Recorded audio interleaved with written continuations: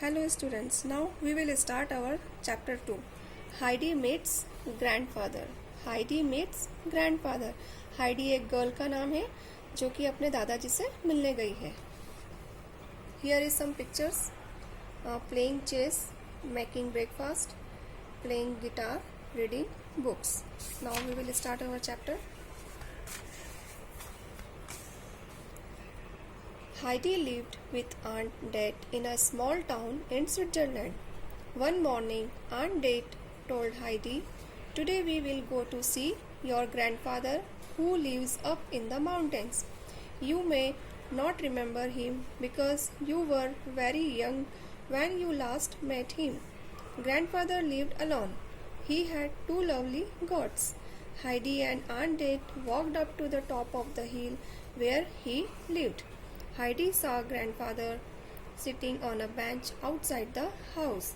She went up to him and said, "Good evening, grandfather." "Good evening," replied grandfather in a low voice.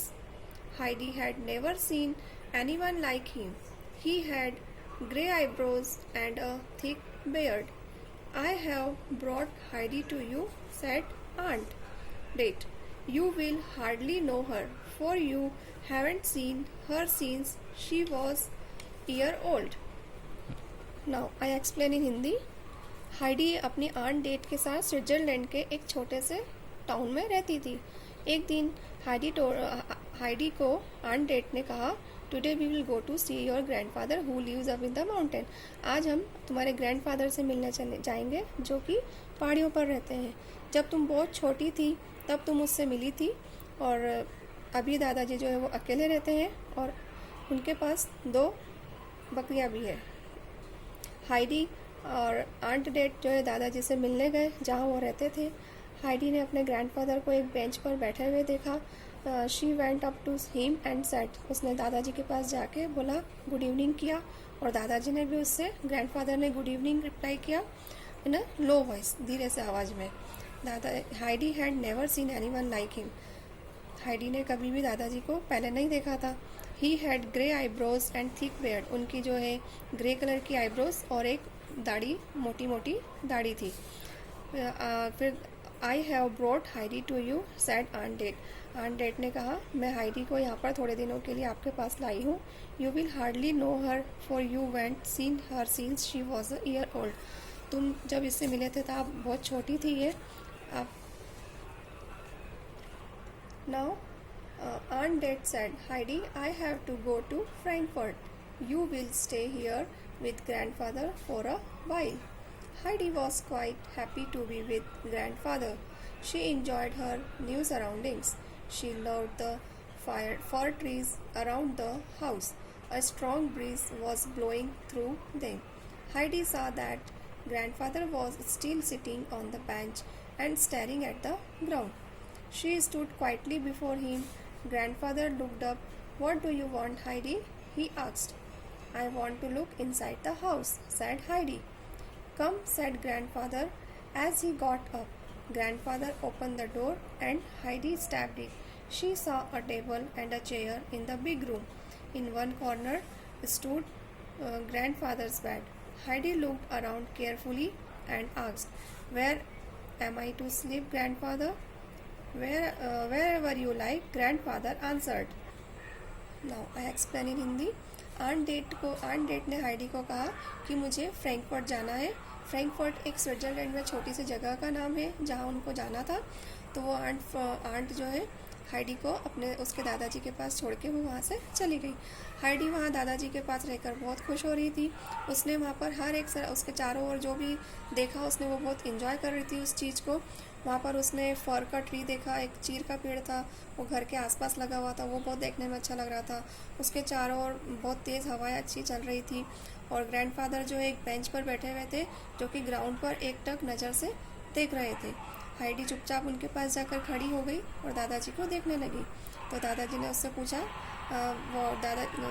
दादाजी ने उसको पूछा कि तुम्हें क्या चाहिए Heidi. "I want to look inside the house," said Heidi. Heidi ने कहा कि मुझे अंदर से घर जाके देखना है. तो दादाजी ने उसको बोला, चलो ठीक है हम अंदर जाके घर देखते हैं. दादाजी ने दरवाज़ा खोला और वो लोग अंदर गए। उसने देखा कि दादाजी का एक बड़ा सा बिग रूम है, वहाँ पर टेबल चेयर रखे हुए हैं और एक कॉर्नर में स्टूल रखा हुआ है, दादाजी का बेड रखा हुआ है वहाँ पर। और उसने चारों ओर रूम में घूम करके देखा और फिर कहा कि मैं कहाँ सोऊंगी। Where you like grandfather answered. Grandfather ने कहा कि जहाँ तुम्हारी इच्छा हो, जहाँ तुम्हें अच्छा लगे वहाँ तुम सो। Heidi was delighted and began to examine every corner of the room to find the best place to sleep.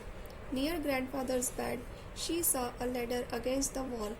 Heidi climbed up and found herself in the hayloft. There was a large heap of fresh, sweet-smelling hay, and she could see right down the valley through a window in the wall. "I shall sleep up here, grandfather," she called down to him. "It's lovely here. Come up and see how beautiful it is. Please get a sheet for me to sleep on." "All right, I am coming," said grandfather. Grandfather climbed up the ladder and found that a very neat little bed and been made in the hayloft. The hay was piled up higher and at one end of to form a pillow. "And here is your sheet," he said, spreading a thick sack on the hay that Heidi had shaped into a bed. "The bed looks lovely.